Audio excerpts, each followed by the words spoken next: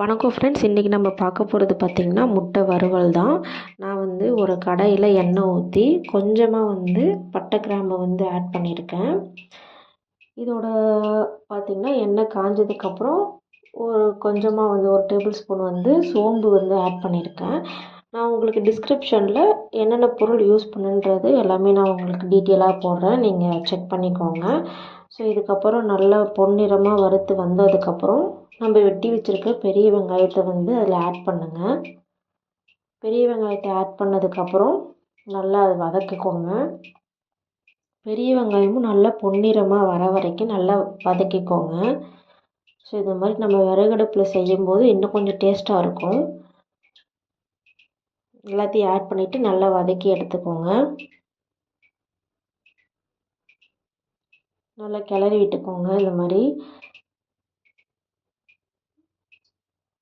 So இந்த மாதிரி நம்ம வெங்காயத்தை வதக்கிக்கிட்டதுக்கப்புறம் இது நம்ம முட்டை வறுவல் தான், ஆனால் உங்களுக்கு முட்டையோடு சேர்ந்து சாந்து வரத்துக்காக நம்ம இதெல்லாம் ஆட் பண்ணுறோம்.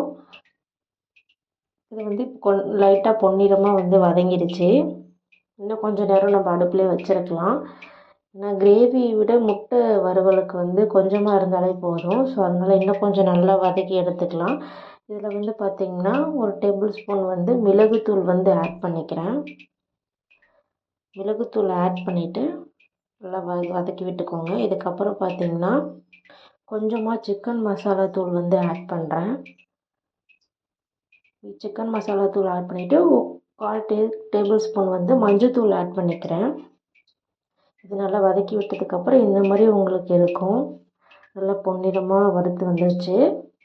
நல்லா எண்ணெய்லாம் தனியாக பிரிஞ்சு வந்துருச்சு. இது கூட நல்லா முட்டை ஆட் பண்ணி நீங்கள் போட்டு கிளறி எடுத்துட்டிங்கன்னா உங்களுக்கு முட்டை வறுவல் ரெடி. இதுக்கப்புறம் தேவையான அளவு மஞ்சள்தூள் ஆட் பண்ணிக்கோங்க. அப்புறம் லைட்டாக மிளகாத்தூள் ஆட் பண்ணிக்கோங்க. ஸோ அப்போ தான் அது முட்டை கலர் உங்களுக்கு சேஞ்ச் ஆகும். ஸோ இந்த மாதிரி நல்லா வீட்டில் நீங்கள் ட்ரை பண்ணி பாருங்கள். முட்டை வறுவல் நீங்கள் ரசம் இந்த மாதிரி சாம்பார் எதுக்கு வேணாலும் நீங்கள் தொட்டுட்டு சாப்பிட்லாம். நல்லா டேஸ்ட்டாக இருக்கும். முட்டையை வேக வச்சுட்டு அதை நல்லா கீனி எடுத்துக்கோங்க. ஸோ இது மசாலா கூட ஆட் பண்ணும்போது உள்ளேயும் அந்த மசாலா எல்லாமே ஸ்ப்ரெட் ஆகிருக்கும்.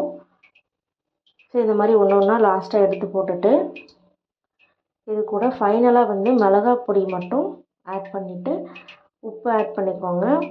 பண்ணிவிட்டு இது நல்லா கிளறி விட்டுக்கோங்க. ஸோ இந்த மாதிரி நல்லா எல்லா இடத்துக்கும் ஸ்ப்ரெட் பண்ணுற மாதிரி கிளறி விட்டுக்கோங்க.